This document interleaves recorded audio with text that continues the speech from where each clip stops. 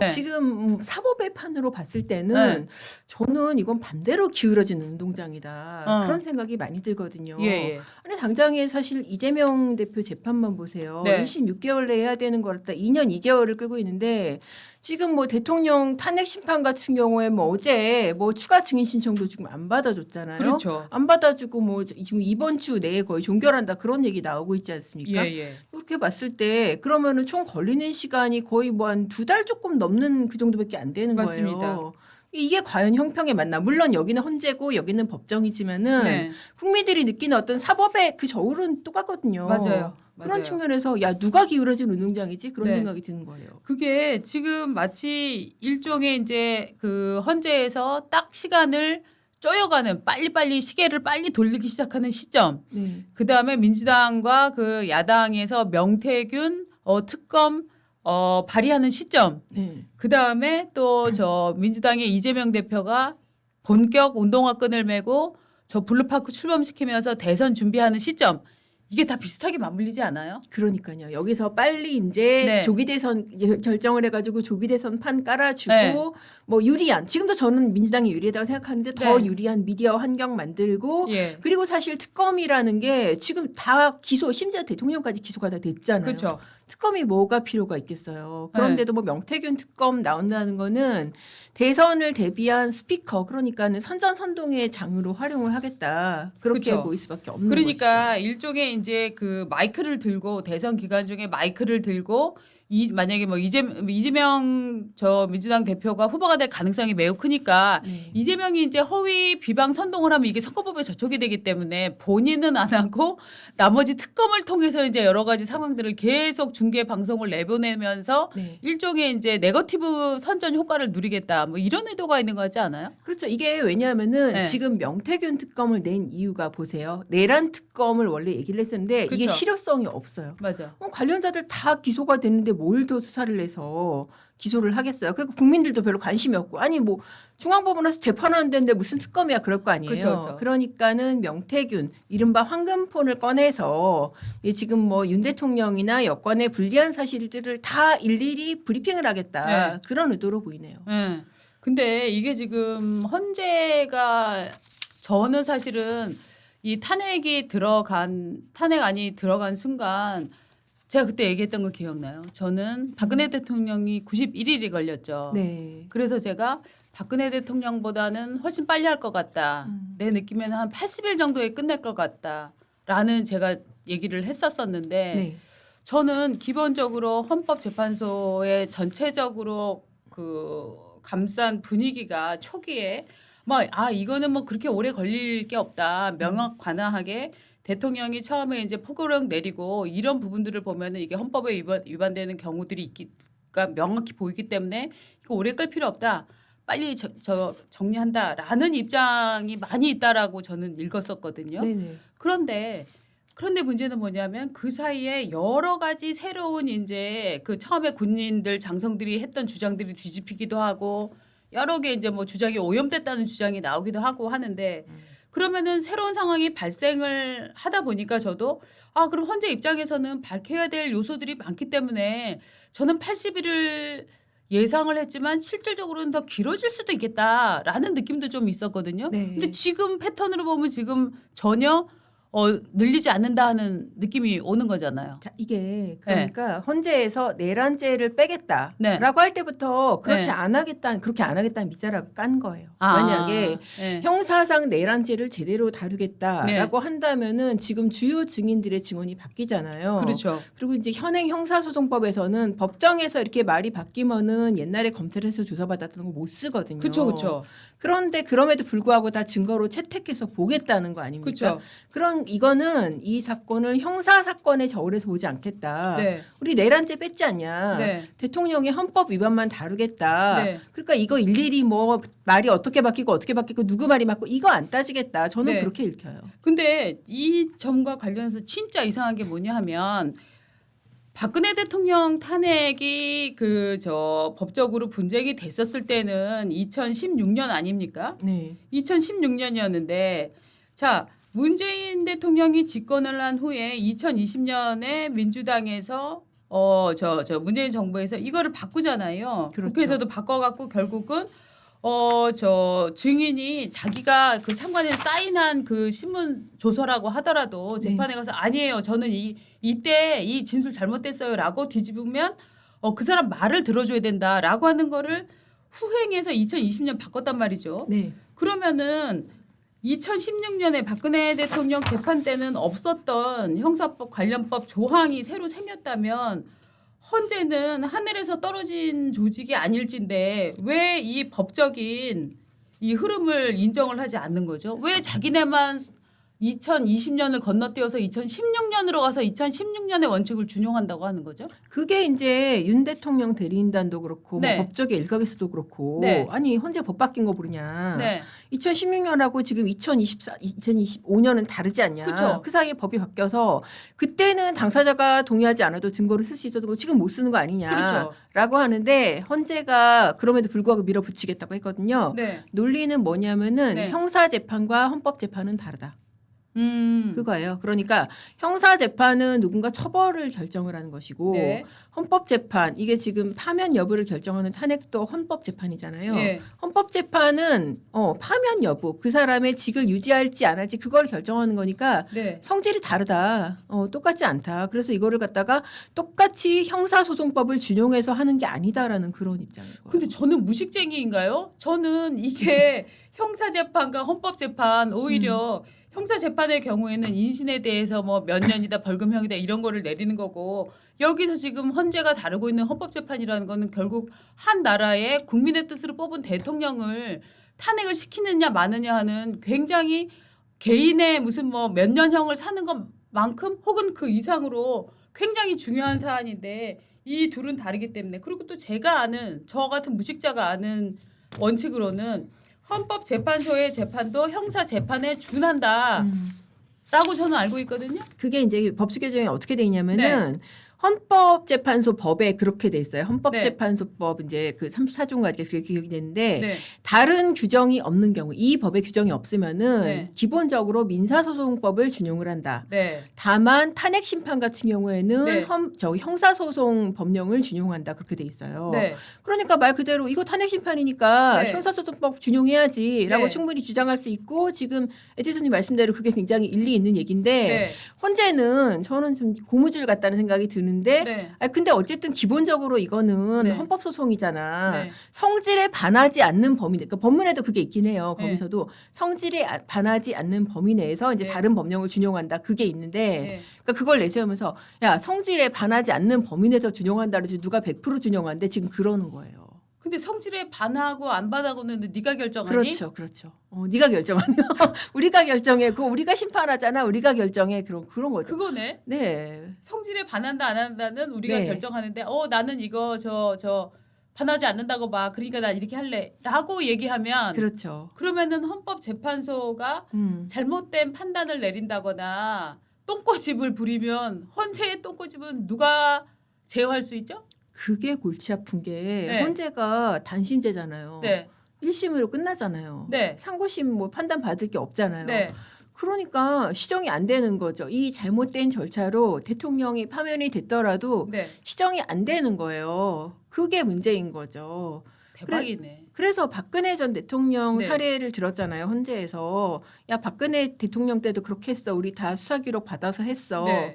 그런데 그럼 그게 제대로 된 거냐 잘 된 거냐. 그렇죠. 뭐 그 당시 기준에 비춰서도 네. 이거 이렇게 하는 게 맞아? 그런데도 사실 그냥 그대로 심판이 진행이 된 거잖아요. 그러면 네. 만약에 누군가가 지금 헌재가 바뀐 형사소송법을 근거로 하지 않고 2016년 박근혜 대통령 탄핵 때처럼 저 신문 조서를 그대로 인용하는 것이 지금 그 법에 어긋난다라고 해서 소송을 행정 소송 같은 걸 제기할 수는 있어요? 그게 그러니까 네. 헌재와 법원이 서로 굉장히 기관 간 그 자존심 대결 네. 그런 게 굉장히 크고 그래서 네. 헌재에도 굉장히 많이 들어왔던 재판 중에 사건 중에 하나가 이 법원 재판이 위헌이다. 법원 재판이 잘못됐다. 네. 근데 그거를 갖다가 법원에서는 이게 무슨 소리야? 그럼 헌재가 너네가 그걸 뭔 근거로 심판해? 이제 네. 그런 입장인 거고 네.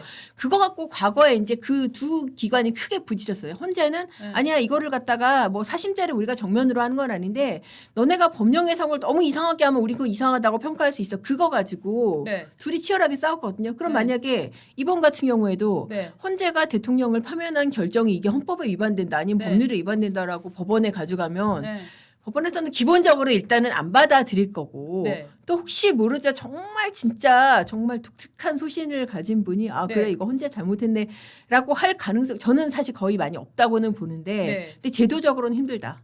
어. 제도적으로는 헌재와 법원이 예. 양 기관이 서로가 서로를 잘못했다고 해서 그걸 판단하기는 어렵다. 왜냐하면 사실 그걸 또 허용하면 또 끝이 없잖아요. 또 그렇지. 소송에 그렇죠. 이제 무한 루프가 무한 될 루프죠. 텐데. 무한 루프. 그런데 네. 지금 아니 일반 국민들이 보기에 이 과정에서 아니 일반 자범도 제가 지금 검사님하고 뭐 검사님한테 조사 받을 때 그렇게 얘기는 했는데 그게 사실은 그때 제가 꿍꿍이가 있어서 거짓말을 했던 거고라고 해서 재판에 가서 그 신문 조서의 효력을 부정을 하면은 일반 자범이나 사기꾼이나 무슨 뭐 이런 사람들의 말은 들어주면서 일국의 대통령을 탄핵 소추하고 있는데 거기에서는 그 권리를 인정하지 않는다라고 하는 거는 누가 봐도 이거는 좀 시비를 걸 수 있는 거잖아요. 그러니까 이제 헌재가 그거를 벗어나는 거는 아까 네. 말씀드린 대로 야 여기는 형사법정이 아니야. 네. 헌법 재판이고 성질에 반하지 않는 범위 내에서만 우리가 형사소송을 갖다 쓰는 거야. 그거예요. 그리고 여기서 뭐 내란죄를 갖다가 정면으로 다루는 것도 아니잖아. 대통령이 헌법 위반만 다루는 건데 이거 조서를 갖다가 뭐 일일이 증거 능력이 있네 없네 이거 우리가 따져야 돼 그런 거예요. 좋겠다. 맘대로. 네. 그러니까 이를테면 직장인으로 치면 자기 무슨 근무 평점을 자기가 정하는 듯한 느낌? 성질에 반하 내 성질에 내 반하지 성질에 내 근무 성질에 반하지 않는 한 내가 내 네. 업적을 기술하고 평가한다. 그러니까. 내 성질에 반하지 않게 다 S 받아야 해야겠네. 그러니까 야 진짜 이해가 안 됩니다. 그러니까요. 예. 음. 그 지금 이런 상황인데 이제 민주당에서는 저 대통령 탄핵은 우리의 바람대로 빨리빨리 시계가 돌아가고 있어. 그러니까 우리는 지금 할 수 있는 한 최대로 이재명 대표의 재판을 미루고 그 사이에 편파 방송 출범시키고 뭐 이렇게 해갖고 이제 분위기 좀 만들어 보자 뭐 이런 상황이잖아요. 네. 근데 이재명 대표가 또 재밌는 아주 철학적인 말을 했어요. 당신은 나의 기억을 사람의 기억을 어떻게 처벌을 하나? 지금 이재명 대표의 얘기는 네. 자기가 지금 저 공직선거법 위반 여기서 1심에서 저 유죄가 나오지 않았습니까? 그런데 이거를 두고 사람의 기억을 처벌한다. 그렇기 때문에 자기는 2심에서는 무죄가 나올 것으로 생각을 한다. 기대를 한다. 이렇게 지금 얘기를 했거든요. 우리 법원은 뭡니까? 우리 법원은 사람의 뇌를 지금 단돌이 하는 겁니까? 그것도 진짜 또 호도하는 거예요. 네. 자기가 1심에서 유죄 받은 게 네. 기억에 관한 부분이 아니에요. 그렇죠. 사실에 관해서 행위에 관해서 거짓말을 했다고 해서 네. 처벌을 받은 거거든요. 그러니까는 크게 두 덩어리잖아요. 김문기 모른다. 그리고 이제 그 백현동 용도 변경이 국토부 협박받아서 이루어졌다. 그렇죠. 라는 것인데 김문기 모른다도 세부적으로 보면은 김문기를 성남시장 시절에 몰랐다고 거짓말했다. 그 부분이 이제 본인이 말한 그 인식, 기억에 관한 부분인데 네. 그거는 1심에서 무죄가 났어요. 그거는 무죄가 났고 대신에 김문기 모른다와 관련해서 김문기와 호주에서 골프를 치지 않았다. 네. 그거는 골프를 쳤는데 거짓말했다. 그건 그렇죠. 유죄 났고. 그렇죠. 그리고 가장 큰 부분은 어떻게 보면 백현동 부분이거든요. 네. 백현동에서 용도 변경 분명히 본인이 성남시장 결정권자로서 이 결정을 해놓고 4단계 파격적으로 특혜 줘놓고 이거를 갖다가 국감에서는 판넬까지 동원해가지고 맞아요. 자 여러분 보십시오. 박근혜 국토부가 뭐 이렇게 한 거 아니에요. 맞아요. 그게 거짓말로 처벌받은 건데 이거 무슨 얘기예요 이게. 근데 이제 원래 네. 이게 이재명 대표의 특기잖아요. 그러니까 이를테면은 어떤 사람이 도둑질을 했어. 그래갖고 막 작물로 막 나왔는데 막 거기에 무슨 무슨 금은 보화도 있고 무슨 유가 증거도 있고 막 있었고 뭐 거기에 뭐 삼립 크림빵 하나 있었다. 라고 하면 삼립 크림빵 하나를 싹 꺼낸 다음에 네. 여러분 저는 삼립 크림빵 하나 훔친 죄로 감옥을 사는 억울한 인생을 살았습니다. 정확해요, 진짜. 이런 딱 식인 그거예요. 거잖아요. 그러니까. 네. 마치 이게 김문기 모른다가 다인 네. 것처럼 제가 그걸로 이제 칼럼도 썼는데 네. 그런 식으로 딱 사건을 호도하는 거예요. 네. 그거는 정말 전체 공소 사실 중에 극히 일부고. 그렇죠. 그거 1심에서도 무죄 났고 네. 다른 거 다 합쳐가지고 지금 의원직 상실형이 나온 건데 네. 또 뭐 인식의 기억을 어떻게 사람을 기억 못하는 게 죄냐 이런 식으로 그렇죠. 또 저는 뭐 지지자들한테 어필하기 위한 거라고 봐요. 네. 그 워딩도 비장하지 않습니까? 기억을 어떻게 처벌합니까? 그러니까 국민의힘에서도 네. 딱 지금 우리 양경 변호사가 얘기를 한 대로 이재명 씨 그게 아니에요. 기억의 문제가 아니라 거짓말 때문에 처벌을 받는 겁니다라고 정리를 했고 아침에 권성동 의원이 얘기를 했나요? 이분 무죄인데 발은 도주하고 있다. 그 좀 재밌는 것 같아요. 재밌네요. 예. 그죠? 예. 입으로는 무죄라고 주장을 하면서 네. 발로는 지금 도망가고 있다. 예. 지금 그 얘기를 지금 하고 그치 있거든요. 얼마 전에 이제 기사 쓴 게 그런 게 있었는데 네. 이재명 대표 왜 그 변호인단 선정 안 해가지고 법원에서 국선 변호인 선정했잖아요. 맞아요. 서류도 송달 안 받고 그래가지고 집에 그 사람 없다 집행관 그러고. 집행관 보내가지고 네. 송달하고 다음부터도 그 서류 송달 골치 아플 것 같으니까 국선 변호인 본인이 변호인 선임 안 하니까 국선 변호인 했었는데 그 뒤에 이제 뭐 한참 있다가 뭐 변호인 2명인가 하다가 최근에 네. 2심 재판 지금 본격 시작되니까 네. 5명을 더 선임을 했어요. 아. 네. 얼마나 급하면 1심에서 맡았던 변호사 2명 들어오고 네. 또 이제 또 다른 변호사 또 1명 들어왔는데 이분은 민주당 쪽 사건을 굉장히 많이 한 특히 이제 선거법 사건을 많이 한 변호사를 투입을 했어요. 전문가 박현석 변호사라고. 투입했구나. 네네네. 네. 그 박현석 변호사가 보면은 뭐 과거에 이제 뭐 조희연 사건 이런 것도 네네. 1심에서 그때 조희연 교육감 옛날에 그 2013년 그때 이제 네. 그 교육감 출마할 때 그때 한번 이제 또 기소가 돼서 1심에서 당선 무효형 벌금 500만 원 나온 게 있었거든요. 그때 고승덕 후보 나왔을 때. 네, 그때 고승덕 후보 미국 그 자녀 미국 영주권 관련해서. 네. 근데 그 사건을 2심에서 그거를 선고유예로 뒤집었었거든요. 그거 했던 변호사예요. 네. 그러니까 선수들을 다 투입을 한 거죠. 딱 그게 맞아요. 그러니까 예. 발은 바쁘게 움직이고 있어요. 발은 백조네. 네, 그러니까 이제 우리가 모르는 사이에 정말 치열하게 열심히 살고 있습니다. 그걸 그러니까. 인정해줘야 돼요. 그러니까. 네. 그러니까 워낙 이 이재명 대표가 사실은 굉장히 이렇게 사실 과거에 이재명 대표가 이렇게 거칠었던 말투 같은 걸로 유명하지만 요즘 보면 말투가 굉장히 점잖아졌어요. 그렇죠? 차분하고 점잖고 그런 말투를 제 느낌으로는 이제 지난번 대선 나올 때부터 그랬던 것 같은데 굉장히 말을 차분하게 하면서 지적인 이미지, 네. 지적인 남자, 배운 남자 분위기를 이제 바꿔 가려고 하고 있는데 실제로는 그러면서 이제 진지한 얼굴로 이제 거짓말을 한단 말이죠. 맞아요. 진지한 얼굴로 거짓말. 근데 문제는 그거죠. 네. 그건데 네. 그러니까 막 뭐 포스터 막 이런 것도 이거 보셨어요? 이 포스터. 그러면서 막 이게 네. 국민의힘 홍보 자료실에서 이제 돌린 건가 봐요. 네. 피고인 이재명은 안 됩니다. 8개 사건, 12개 혐의, 5개 재판. 한미 동맹 강조했더니 어제는 쎄쎄, 오늘은 아리가도.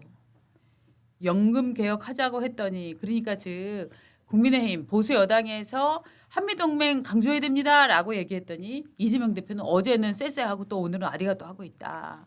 연금 개혁하자고 했더니 청년의 미래까지 도구로 쓰고 있다. 기업 성장 말했더니 노란봉투법을 내더라. 뭐 이런 식으로 해갖고 지금 조롱을 하고 나섰는데 지금 그러니까 이제 이재명 그야말로 피고인 이재명 입장에서는 법률적인 방어를 위해서 좋은 변호사가 아까 누구라고요? 그러니까 1심에서 맡았던 이제 김종근 변호사 들어왔고 박현석 변호사라고 네. 이게 2심에 새로 들어온 변호사가 있는데 네. 이분은 보니까는 민주당 인사들 사건을 굉장히 많이 했어요. 특히 선거법하고 명예훼손 사건을 많이 했어요. 네.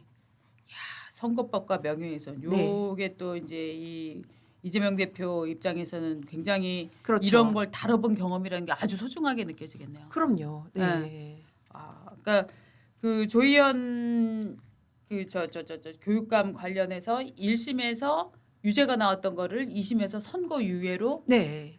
잡았었다. 그렇죠. 1심에서 그게 그대로 500만 네. 원 이상 갔으면은 그때 예. 교육감직 상실이 그쵸, 되는데 그거를 갖다가 선고유예는 유죄 판결 중에서 제일 가벼운 거거든요. 네. 그렇게 바꾼 그런 뭐 어떤 경력이 있는 변호사를 투입을 했다는 거죠. 네.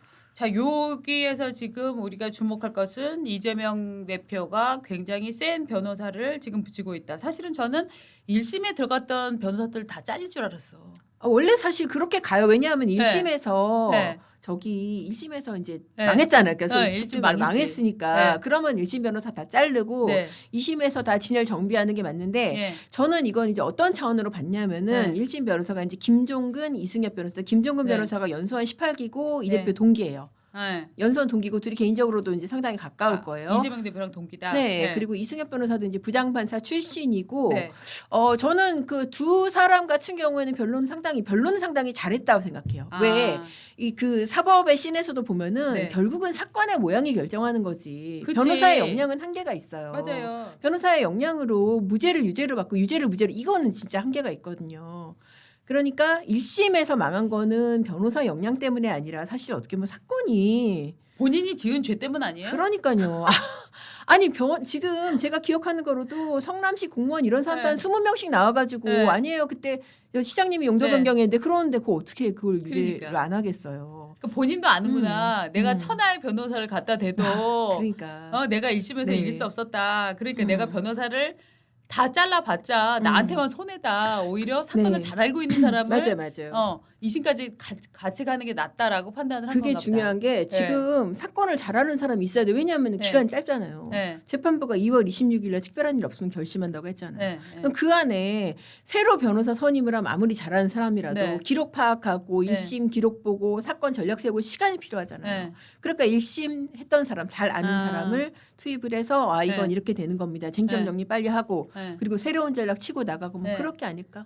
이재명 네. 대표가 그러니까 기억을 처벌할 수 있습니까라고 말은 하고 있지만 자기 내심으로는 야, 내 죄가 유죄감이다라고 어느 정도 정말 인정하고 있는 게 아닌가 하는 느낌도 드는데 지금 이렇게 이제 다급해진 이재명 대표 입장에서는 지금 빨리 윤석열 대통령이 탄핵이 되거나 또 국민의힘이나 또 그 이후에 조기 대선이 이루어진다면 후보군으로 나올 만한 사람들을 미리 저격해서 쓰러뜨리는 게 굉장히 중요하다고 생각을 하고 있는 것 같아요. 그렇죠. 네.